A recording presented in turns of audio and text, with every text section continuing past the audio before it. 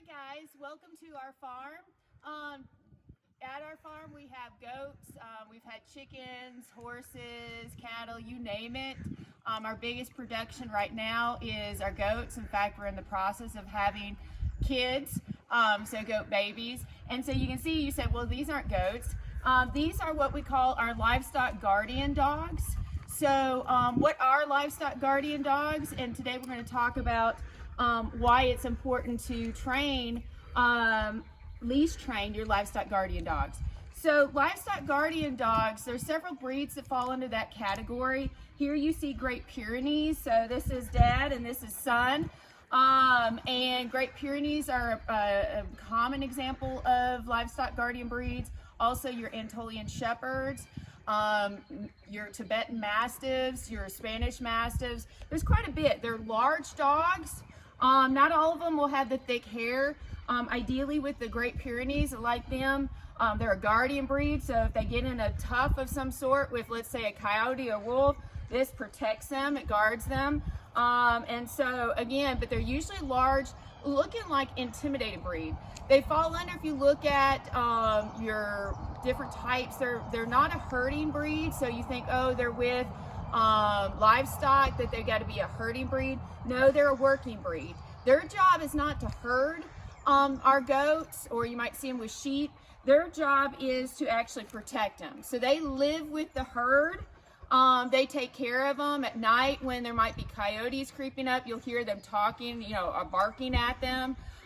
They're you can see they're extremely gentle, but they can be protective if they need to be. And just their size alone, and their sound of their bark, very deep, can really intimidate a lot before they even come. I mean, even when our UPS driver drives up, he is scared to get out of the truck because of just their size alone. But you can see they're very gentle because, again, they're going to be taking care of chickens, you name it, so smaller animals. So they're protective to their herd. So typically what we're going to do, so, one of my first students that I had really introduced me to the Great Pyrenees breed. He was, their family had been doing sheep farming for years. And one of the things he said is the babies were born out in their herd. They didn't touch them, they didn't mess with them. Within the first couple of weeks of life, they were imprinted to that herd, and that became their family. So they didn't really do a lot of interacting. And really, despite all the loving, this is Smokey and Bandit, Smokey and the Bandit, they love they enjoy the attention, but they're also very independent. So they're okay being out in the herd and spending the day just hanging out and watching over them. And so that again is a part of that quality. Now, keep in mind, so we want them to stay in the herd a lot, so we won't do a lot of interaction with them. And so you'll hear a lot of breeders, such as like my students, say they never touch them, they never interact with them. We typically, when the vet comes out to do our cattle, our horses, our goats and everything, we just add them in for those annual vaccinations and any checks.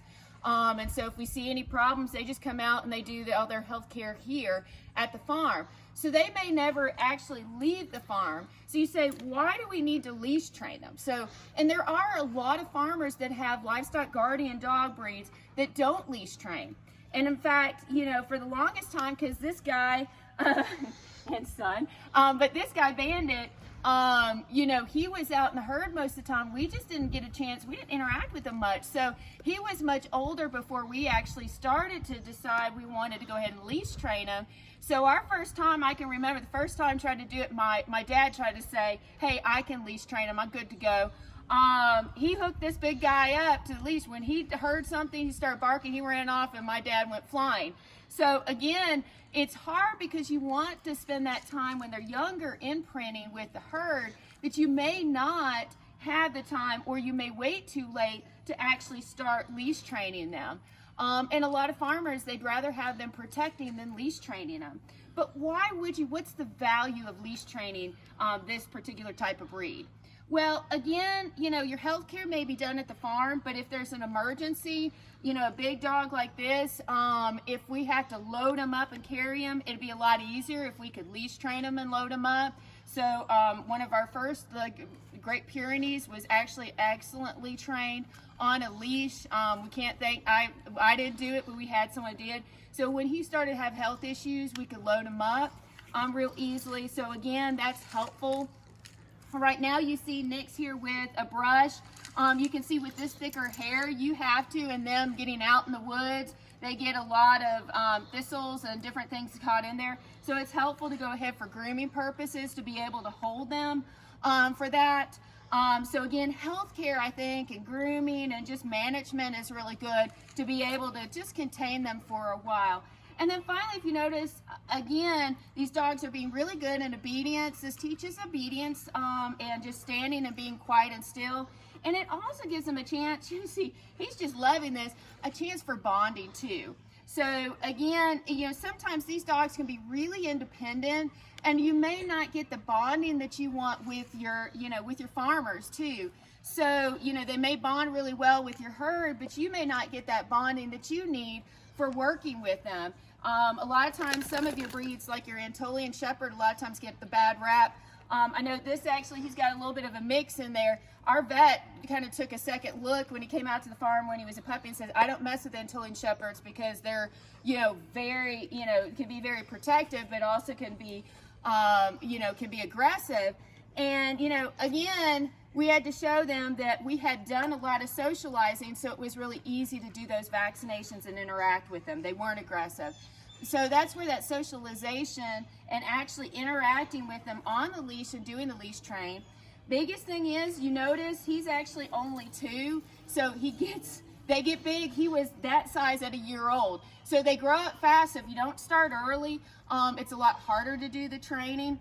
Luckily, unlike his dad, he's a little more food motivated, so that always helps. But those are, you just got to do your research when you start looking at things for training on ways that you can do and work with these particular breeds.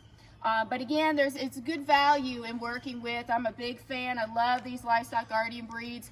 They're very useful in our farm, but they're also great with our family. But the leash training has been an exceptional part of our handling and healthcare process for our particular dogs. So have fun, enjoy, do some more research on this particular types of breeds. I think you'll find you'll really like them if you're not familiar with them, and find that the interaction with them, the more you interact, the more you'll enjoy them. So have fun.